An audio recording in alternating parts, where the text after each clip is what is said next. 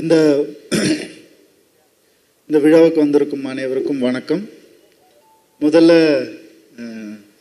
எல்லாருக்கும் தெரியும், நம்ம எழில் சாருக்காக முதல்ல வந்திருக்கோம் அண்ட் படத்தை வாழ்த்த வந்திருக்கோம்.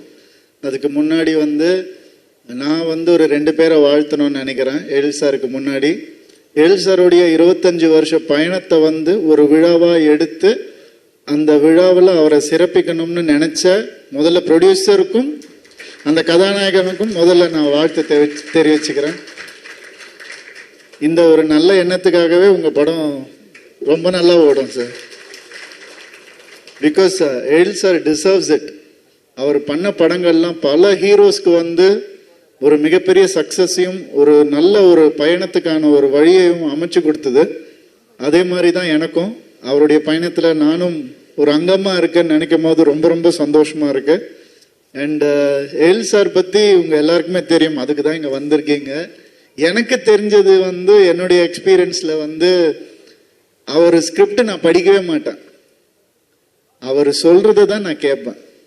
ஸ்கிரிப்ட் படிக்கிறத விட சார் ஒரு தடவை நீங்கள் கதையை சொல்லுங்களேன், ஒரு படத்தை 10 தடவை பார்த்த மாதிரி இருக்கு சார், நீங்கள் சொல்றதே அவ்வளோ டீட்டெயிலாக சொல்வார், அவ்வளோ இயல்பாக சொல்வார், ஒவ்வொரு ஷாட் எப்படி நடிக்கணும்னு சொல்லுவார், என்ன எமோஷன்னு சொல்லுவார், ஒரு சின்ன காமெடி சீனை கூட அவ்வளோ ரசித்து அவர் சொல்லுவார்.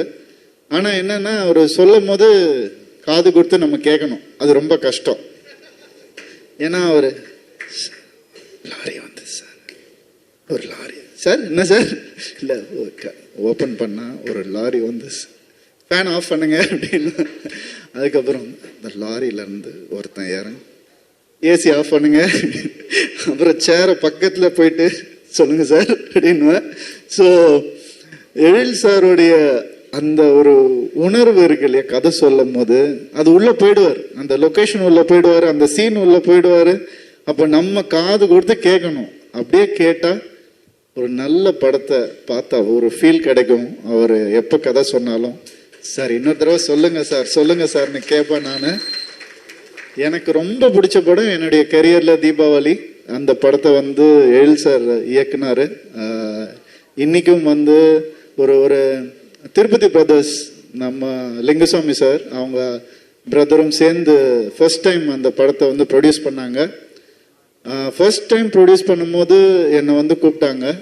நான் சொன்னேன், உண்மையாகவே எனக்காக நீங்கள் ப்ரொடியூஸ் பண்ணுறீங்களா இல்லை எழில் சாருக்காக பண்ணுறீங்களா அப்படின்னு நான் கேட்டேன். ஏன்னா நான் வேற, நான் படங்கள் பண்ணுறது அதெல்லாம் வேற. ஆனால் எழில் சாருடைய கதை முதல் தடவை ஒருத்தர் ப்ரொடியூஸ் பண்ணணும்னு நினைக்கிறது ரொம்ப பாசிட்டிவாக நான் பார்த்தேன்.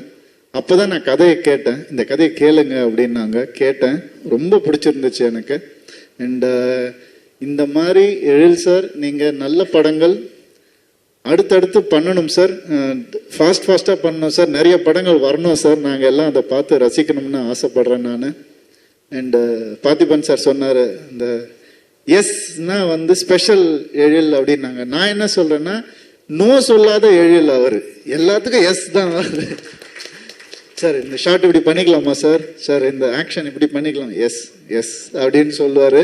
அந்த பாசிட்டிவான ஒரு எனர்ஜி ரொம்ப ரேர். அது பார்க்கறது எல்லாமே நல்லா வரணும்னு நினச்சி அந்த ப்ரொடக்ஷனை காப்பாற்றணும்னு நினைக்கக்கூடிய சில டைரக்டர்ஸில் அவர் ரொம்ப ஒரு முக்கியமான ஒருத்தர். அதனால்தான் இந்த அளவுக்கு அவருக்கு பெரிய வெற்றிகள் கிடைச்சிருக்கு.